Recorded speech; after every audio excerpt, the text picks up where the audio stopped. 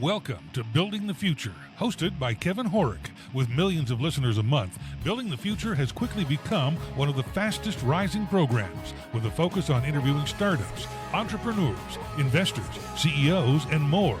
The radio and TV show airs in 15 markets across the globe, including Silicon Valley. For full showtimes, past episodes, or to sponsor the show, please visit buildingthefutureshow.com.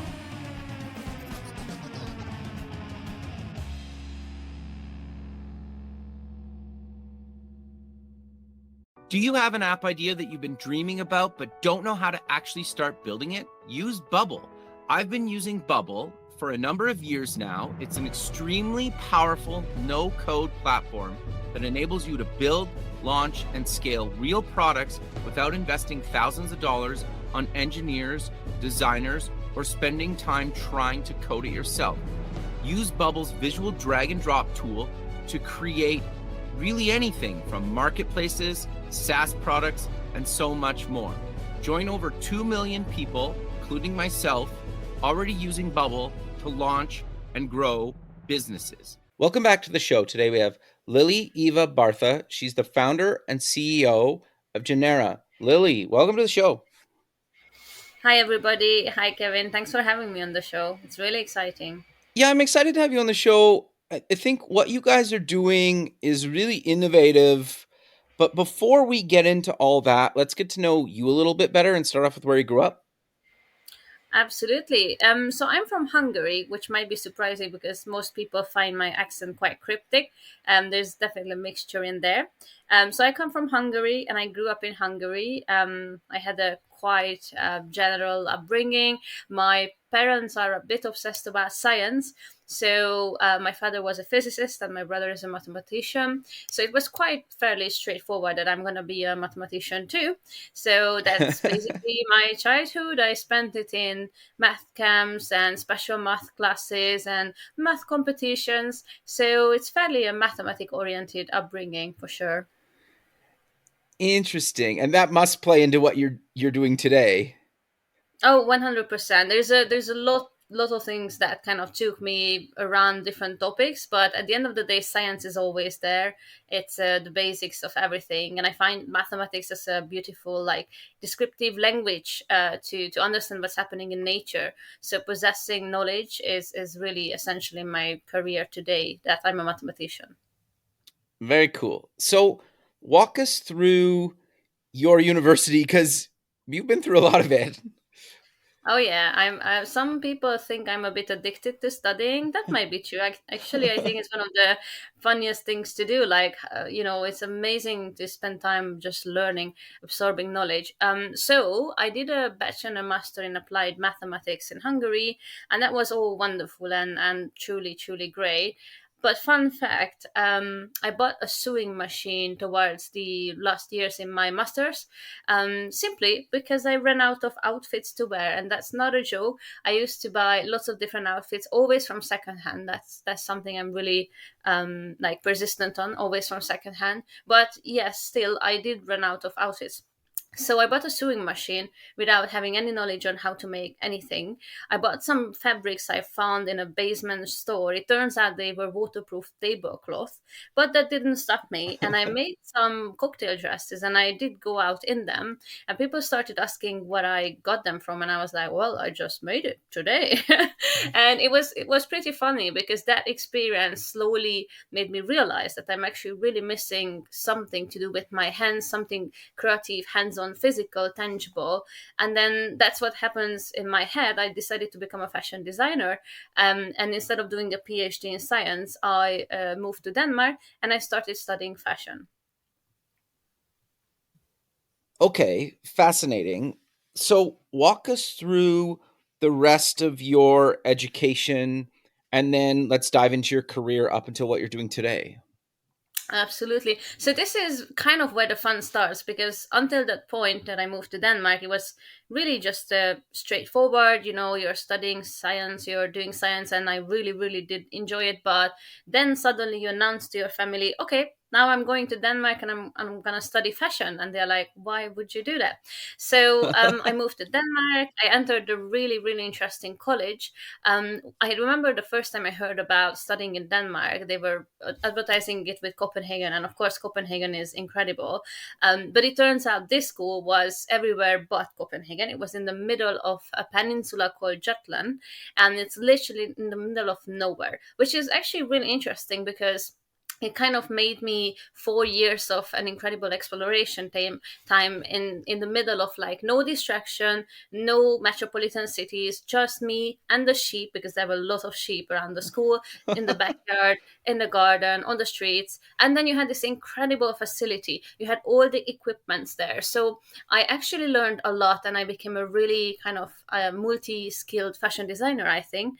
During those years, I've also interned and worked at quite a few designers like Merika Transu, Manish Arora.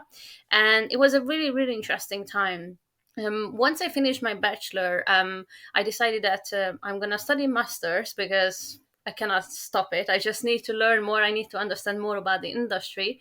So then I moved to London and I started studying at the Royal College of Art on the fashion course. And it was a really interesting wake up call because, as time progressed and the more and more I became aware of the implications of the fashion industry from a societal and environmental perspective, the more I understood that actually what I'm doing is not what I would like to contribute to the system, because I've been doing physical collections, I've been producing haute couture stuff, and it was actually a beautiful way of expressing myself and sharing my stories with others. They could literally wear my emotions and my feelings, but I suddenly realized that that's not what the world needs right now. The world needs solutions and alternatives, innovation to reduce the negative impact, because fashion is the second most polluting industry in the world. So a very interesting point came in my career because I was just about to enter the last year of my second master's, and then I was about to leave the industry. I was like, I need to go back to science. This is not what I signed up for. And a very wise person told me, who's actually the course leader, lovely, lovely Zoe Broach. She told me that if I leave, I would just be like anyone else who left and didn't give a chance, to kind of change the system or reappropriate how you perceive fashion. But if I stay, I have freedom, endless amounts of freedom to really think about what fashion could be if it could be anything. So I decided to stay. I finished my master's, and during that time, I became a digital expert, which is quite a bold statement to say. But again, I love learning, and YouTube is my best friend. So in a matter of months, I created my first ever virtual reality project in 2019. Then we went into lockdown, and it was a very interesting experience of suddenly ending up in your living room with your sewing machine, with your fabrics, and not really knowing what to do to finish your course. So I had this little laptop, nothing, not a gaming laptop, not a strong laptop, but yet I decided to work on it for 3 months. And, I sometimes had to render for days and weeks on that tiny laptop just to get some kind of digital video out of it. But it was a very interesting experience because during that time, the pandemic really affected a lot of different stakeholders in the fashion industry, and obviously worldwide as well in many other industries. So there was a lot of demand on having digital support and assistance from designers like me or studios who know how to digitize things. Lots of companies were struggling to not just manufacture their products, but even promote it or showcase the latest collections. So during those times in 2020 and 2021, it was really interesting to get involved with lots of different brands, stakeholders, academia, and designers, and help them with my digital skills to kind of stay up to date, to be able to maintain their business. And it also gave me a great opportunity to understand how they see the digital space and what digital fashion could really be. It started off as a really interesting tool, which is part of Industry 4.0. It's a product of automation and digitization. Technological advancements enable us to use CAD design in many different ways. And digital fashion as a modeling tool is a great alternative to eliminate certain amounts of sampling in the physical supply chain, show different kind of product variations without needing to make them. So the supply chain part of that digital fashion application was really interesting. And throughout those years, I created a studio And with that studio, I did a lot of different projects, but I never stop at one thing. Digital fashion is really interesting, but the tools and the skills are what really kind of intrigue me. So I started working a lot with virtual reality, augmented reality, and game engines, and I did a lot of immersive projects, installations, even artist residencies. I started researching at a couple of universities, and I also did lecturing. So in the last couple of years, I managed to experience a really wide range of kind of career opportunities, and they all really helped me and informed me to kind of identify what is the actual contribution I want to give to the fashion industry and the creative industries at large today. Fascinating. Okay. So you have this idea for this digital fashion app, but and allow people to create their own. But how did you actually decide to go for it and start building it? Like, you built the first version, or walk us through the early stages of GeNerRA. Absolutely. It's a really interesting story because I never meant it to happen in the way it did. It all started with one of the projects during the period I just described. I was the first ever virtual residence, or actually the first ever digital residence in a virtual time, in pandemic time. So everything digital and virtual and online at the University of Applied Sciences in Amsterdam. And during that time, in end of 2020 and 2021, they gave me a couple of months to do whatever I want, really, which is a beautiful perk of artist residencies. Like, imagine you wake up and you can literally do, obviously, with your time and skills and the resources they provide you with, anything you want. It's such a liberating experience. I'm pretty sure I will never experience it again. But if anyone who's listening, is an artist or has done artist residencies, please keep it up, because it's an amazing opportunity. So in that residency, I started developing this idea of how to break down what digital fashion or just digital self-expression is. Who are we in the digital? And how can it be a social and shared experience? And I started developing this idea of a fashion game where you're able to design with someone back and forth. And that kind of evolved into more of an immersive experience and universe around creation in VR. I developed a virtual reality project called Beyond Vision. It had 7 parallel universes, all built in VR, and you could design outfits without any technical knowledge, but with really fun things. For example, you could grow virtual outfits with biodigital algorithms, or you could train them in real time with interactive machine learning. So, for example, if you had a custom bodily movement, your VR headset kind of recorded through body tracking, and it triggered certain customized reactions from the outfits. It was a very experimental project. It was very fun as well. And because it was an academic kind of collaboration, I got to user test it. So the university provided me with quite a lot of students and academic professors. And that's the first time anyone ever told me, quite frankly, please make this into a product because it's fun. And when we are doing outfits and fashion in the digital, the software currently, while it's really powerful and incredible, it's very complicated and it's not what we are used to. Because if you think about fashion or pattern design, we grew up with paper, scissors, and pen in our hands. And then suddenly someone puts you in front of a screen, a 2D screen, and then you see an overwhelming amount of UI and interactions. And if you are a UI UX expert, Kevin, then you must know that while you can design interfaces well, if people are really new to it and they have no technical skills, it's a really steep learning curve. Yeah, So 100%. the feedback, yeah, the feedback from the students was really interesting, and it kind of reminded me of my experience when I first opened Clo 3D, which is the industry standard fashion software to make outfits. It was very confusing for me, and it almost stopped me from exploring the digital. So that kept me off on the journey, and I kind of played with this idea for a long time. Okay, so obviously this is not gonna be an abstract experimental VR project. What could it be? I work a lot with body tracking, and I did a lot of inverse kinematics, which means that if you're controlling or if you're holding your controllers in VR, that kind of informs your whole avatar that's like, let's say, real size in VR on how you're moving. So translating your physical body in the virtual space was really important for me. And I was starting to think about how then the human factor can be involved in this and how this can be eventually a product. So I started developing an application where you could design in VR and then you could wear it in AR with a mobile application. It was very early days for body tracking in 2020 and 2019. So I was using ARKit from Apple, and the tracking experience, I must admit, wasn't really accurate or good at all. But it was an interesting concept. And, I went through quite a few iterations, but I think one of the most important kind of experiences for me that really made me aware of what is it that this should be was teaching. I'm a very dedicated lecturer. I love my students, and I'm in contact with quite a few universities around the world. Many of them are in London. And I teach a lot. I teach immersive experience design, digital fashion, new media.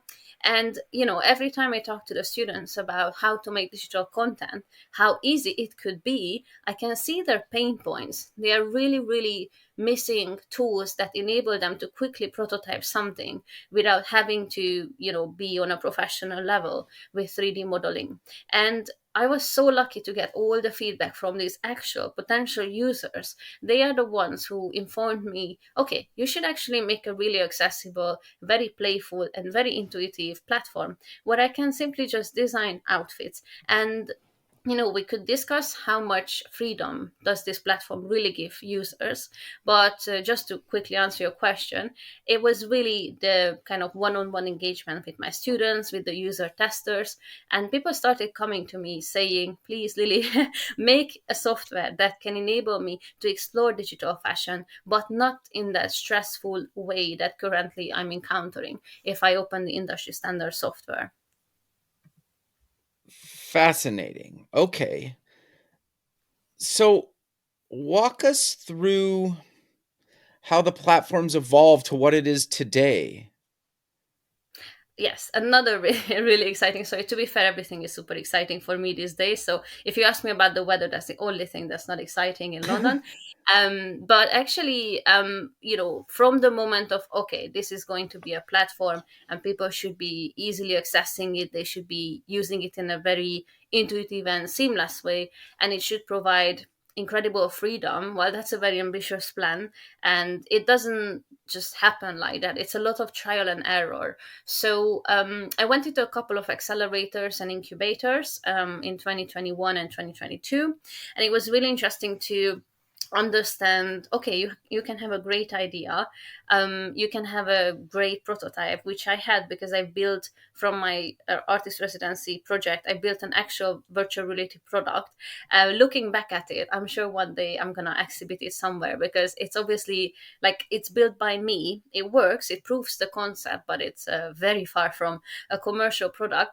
And I went into fundraising. I built a pitch deck, which was really interesting because I love this about entrepreneurship. Nobody can prepare you to be an entrepreneur. You can go to incubators, you can learn courses, but actually it all happens on the run. Like how to make an investment ready pitch deck, what is actually the business idea behind your concept, how will this be profitable, and why should people invest in you if you have never built a company before.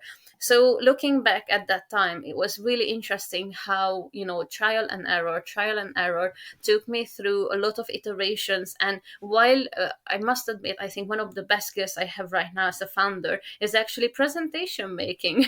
If you can make a good presentation, you can tell any story, you can persuade anyone about anything, sometimes even without a product.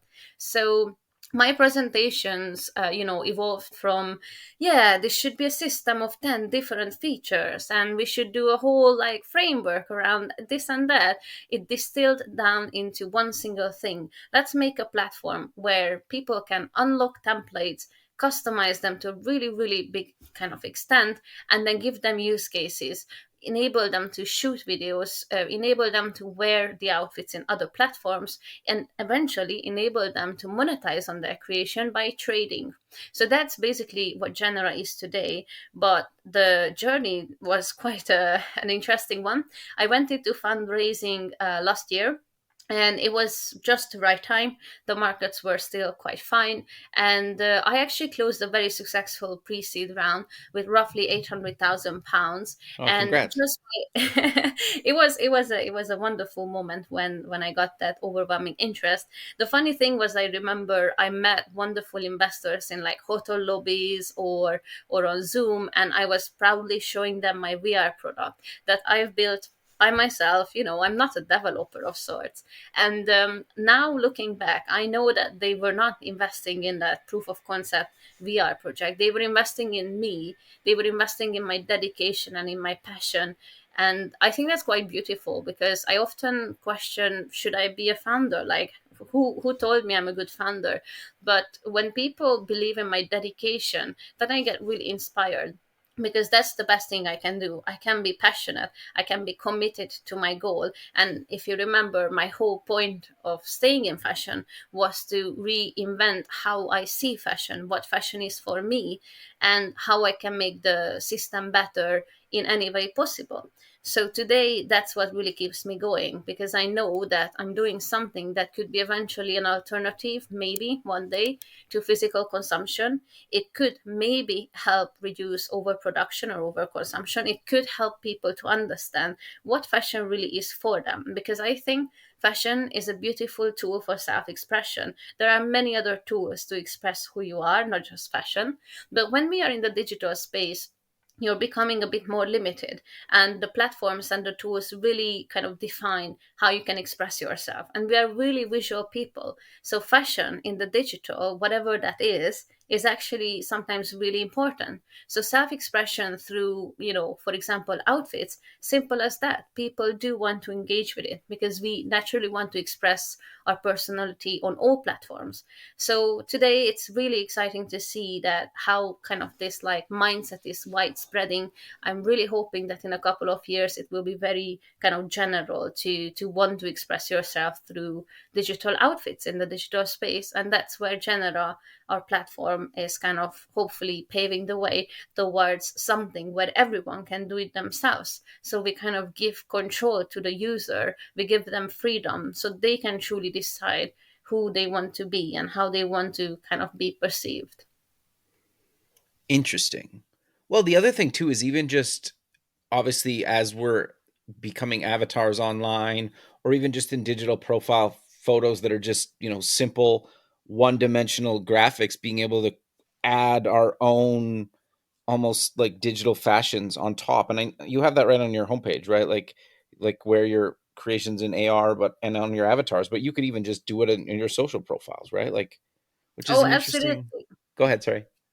Yeah, absolutely. It's anywhere where it's visual, if it makes sense, and if someone feels like with that they can get closer to what they want to express, then we are there to help. We are working on all solutions possible.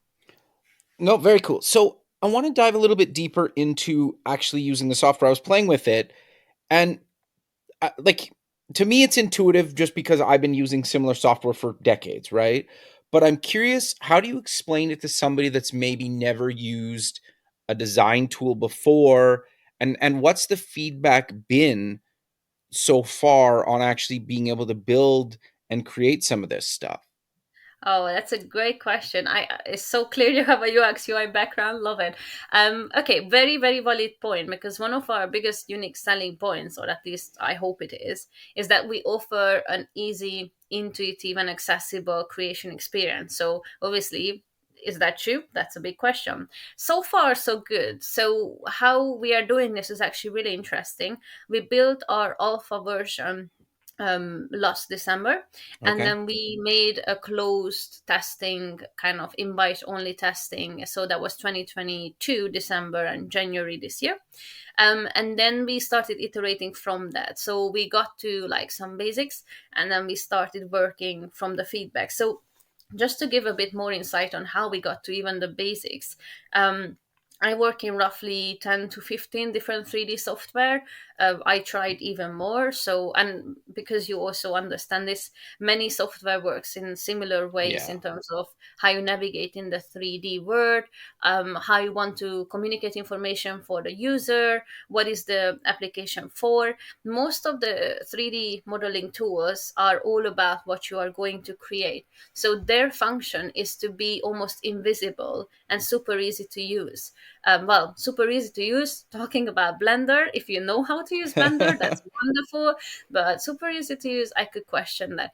That's But fair. everyone says, it's okay because it's a professional tool. Well, it's okay if it's a professional tool, but if you look at the user generated content, kind of content creation, not revolution, but how it's rising, how it's becoming more and more kind of common, and how the younger generation really wants to take part in it, then I started to question, okay, what should a creation tool look like then? Does it need to be that complicated? Does it need to give you that much control?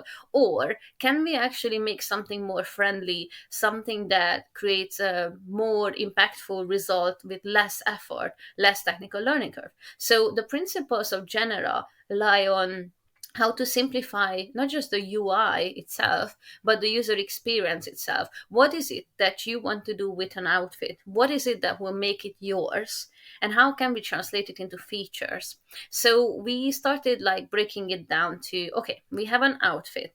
You might want to change the silhouette. You might want to have short sleeve, long sleeve, something like that. So even today, we have some sample templates where you can do that. And of course, we will continue to expand on this like modular block based editing solution.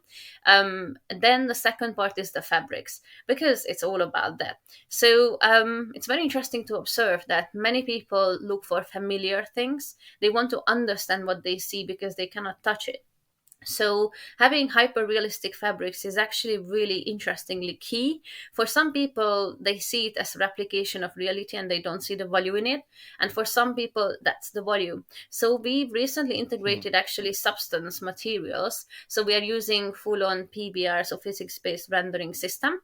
And eventually we will open it up for anyone. So you could take your substance materials that you use anywhere else and then you bring it to us and they look the same. The trick about this kind of, it's part of the interoperability strategy. The tricky part is that actually general users have no clue what substance is. So, it's going to be always addressing a bit more niche audience, but general audiences don't have to know what substance is. What they see is hyper realistic, super high quality materials, and that's good enough for us. The other interesting part of our fabrics is that we have these incredibly well crafted digital only materials that enable players to engage with digital fabrics that they could never imagine before, and they cannot exist in real life. We are using UV animations, vertex displacement, all kinds of generative things, and procedural texture generators. We are building GeNerRA, by the way, in Unity, which is an amazing game engine, and we're using their graphics node-based kind of shader building tools, the shader graph, to build amazing digital-only materials.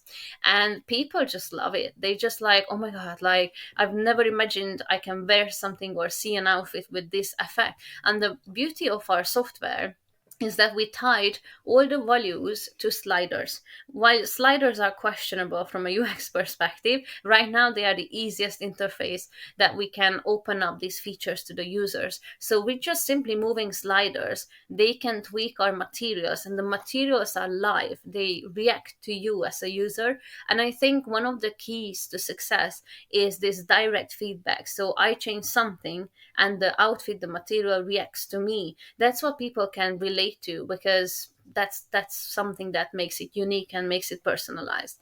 Then we have many other features which I'm not going to bore you with. We have graphics, we have painting, we have VFX, and VFX has been a really interesting one. So by the way, we are doing quite a lot of user testing, public ones and one-on-one sessions as well. And we had a lot of indie designers, indie creators, digital fashion designers testing our game, because they just like to play with something that's easy to do, even though they have amazing technical skills. And interestingly, for mostly all of them, they just love that they can set their outfit on digital fire, which is very interesting for me. Yeah, it's very interesting for me because I would pick a million other things over that. But they expressed that actually to make VFX like that, they don't know how to do it, and the current software that they're using is not possible, like for example Clove 3D. So actually the fact that we made funny things like fire or electricity part of a simple design program makes it super interesting for them. So there's a lot of interesting findings. We are also using a very cool camera plugin, and we have camera movements. So if you're not familiar with fashion photography, if you don't know how to kind of best shoot your outfits, we have solutions and you just need to choose a template. All in all, we wanted to create a lot of freedom and a lot of customization, but still within reason and limits, because even with the current features, people get easily overloaded. You would think that if it's a creator platform, it should have all the features possible. But actually, if you think of a general user, they are not used to customization, and they are definitely not used to creative decision making. Like for me to design an outfit or even a coffee cup, it's like an everyday job. I love it, I do it. But if you stop someone on the street and you ask them, could you design a shoe, or can you choose a shoelace color, they actually get stressed. So one of the biggest challenge for us is how to take the stress away, how to kind of Yeah, interesting. immerse our, yeah, how to immerse our players in a story where they forget that it's about creativity, and when they just kind of go along with the story and they start to make creative decisions without realizing it. I think that's the biggest challenge. I'm not saying we cracked it, but I think we have lots of different features like the fire, or even our environments. We have some really silly 3D environments, and people start to forget that actually they don't know how to design, because it's not about design anymore, it's about storytelling.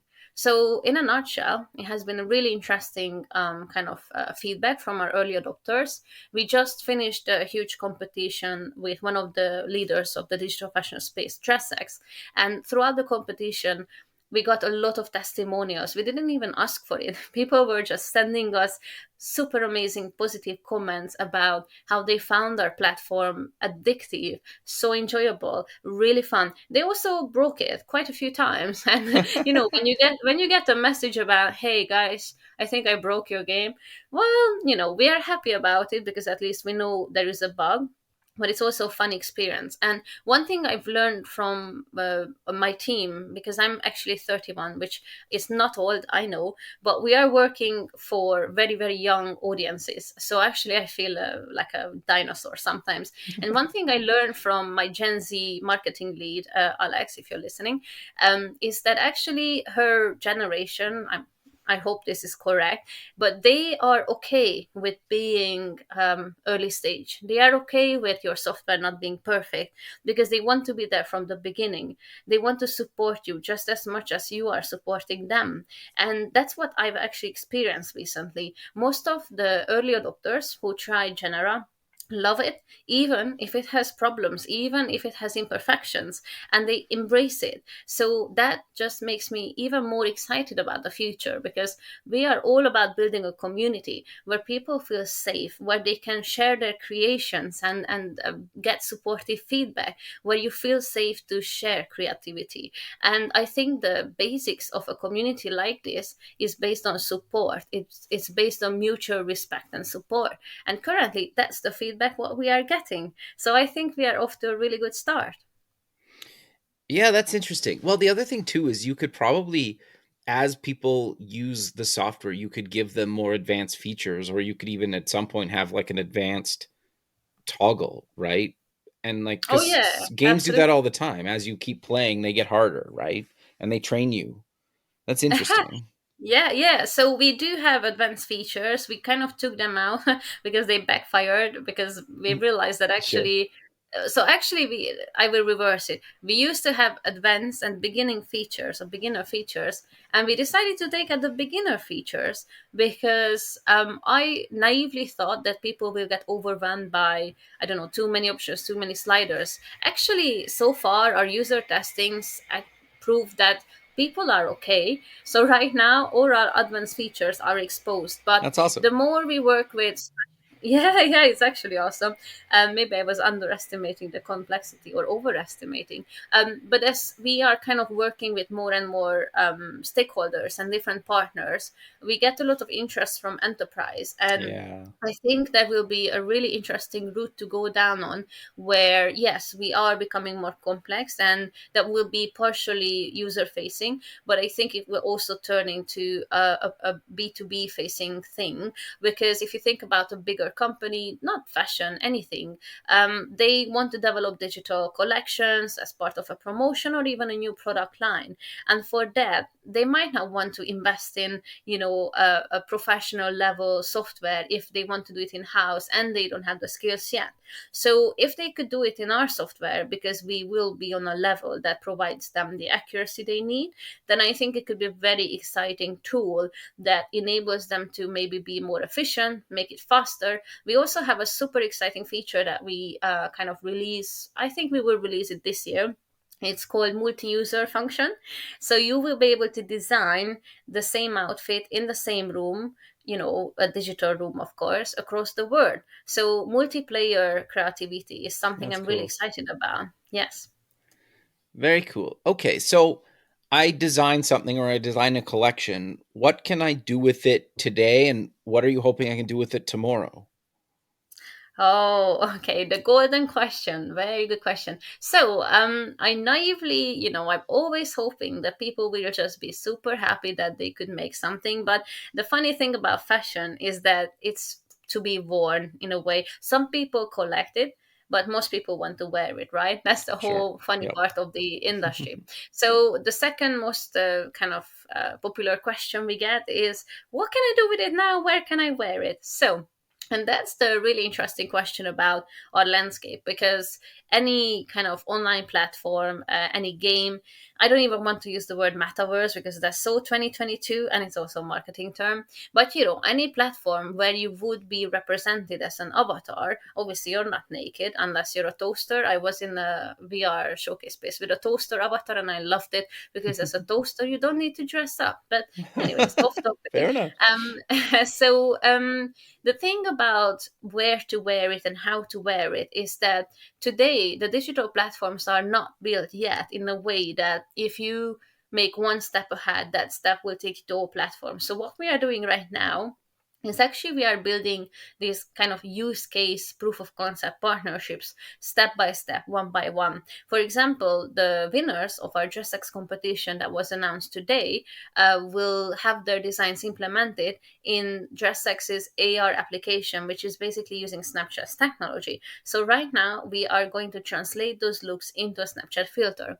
I wish Wow. one day, tomorrow, it could be automated. So actually they go directly, for example, into that app and then boom, you can wear it as a filter, which is, by the way, a really interesting thing because many of our users asked if they could wear the outfit on themselves, if they could put a picture in there, because they want to see the outfit on their own physical body.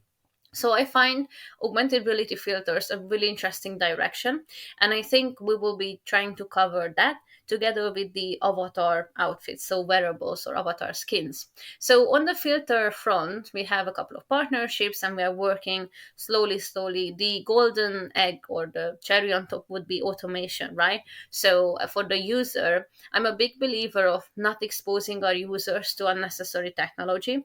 So if you give them a 3D file, even if they designed it, they have no clue what to do with Yeah, it. fair. And yeah, and the game pipelines that are open, which means that people can take digital content to there, are complicated. Honestly, just give it a go. I could only point one or two platforms out that are actually easy to bring in your own content, be it an image that's a texture or an actual avatar or a 3D outfit file.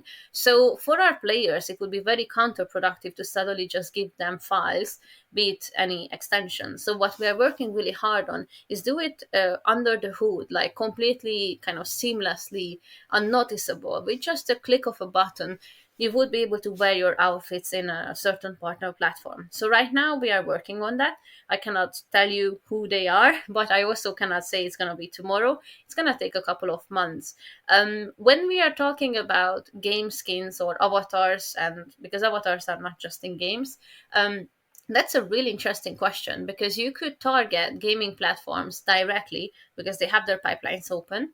But what we found interesting is actually targeting avatar service providers. So if you partner with an avatar platform and you enable in some format of automation or even just getting our outfits to their platform, then those avatars are like messengers, and they take your outfits to a number of different worlds, be it games or social platforms across the metaverse, when they are compatible with one. So basically, our current steps are all about, okay, who are we partnering with? What is the minimum technical viability that this partnership can be more than just proof of concept?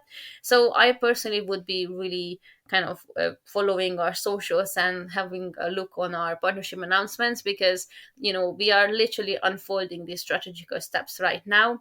I wish I could say that we can automate it, yet we cannot, but we are working really hard on it, because again, my dream is to, even if it's a handful platforms, but provide our users with just a one button click kind of transfer options, so that they can just head over to that platform, do whatever they want to do, wearing what they just designed. Yeah, that's fascinating. The gameplay thing is really interesting. Yeah, the avatar thing is really interesting. The AR stuff's really interesting. Yeah, the whole space and what you guys are doing is actually really cool. So I, Thank you. I'm curious though, because we're kind of coming to the end of the show, and I feel like we could go on another hour. Can you maybe give us some other examples and ideas of how to explain what people can do in the tool? Because I get they literally just need to go try the product, really, but it's hard in just an audio version, right? Yeah, yeah, yeah. Right. I mean, I would start with why on in the first place would you want to do anything with a digital outfit? Okay. Because many people don't even know what that is, or why they should have one, or would they want to have one, let alone customize it. So how I usually start my question is, if you would need a digital outfit right now, where would you go? What would you do? Most people don't know, so I would say, well, you go to my platform. But then they ask me, okay, but why do I need a digital outfit? So, in general, if you want to decide how you want to look like in the digital space, then you want to customize it. And there are very few platforms right now where you can do that. So, the kind of motivation or drive is from the customization perspective. You want to make your design your own. Also, some people like to experiment with, what if today I'm not buying a physical item? What if today I do a digital item, and then maybe that will still give me the satisfaction of something new? So there are lots of different like driving factors for a player to enter our platform. They are also, many of them are just creators who like to play with Midjourney. So it's really interesting to see that different kind of personas have different motivations and pain points. And then in the software, it's quite straightforward, really.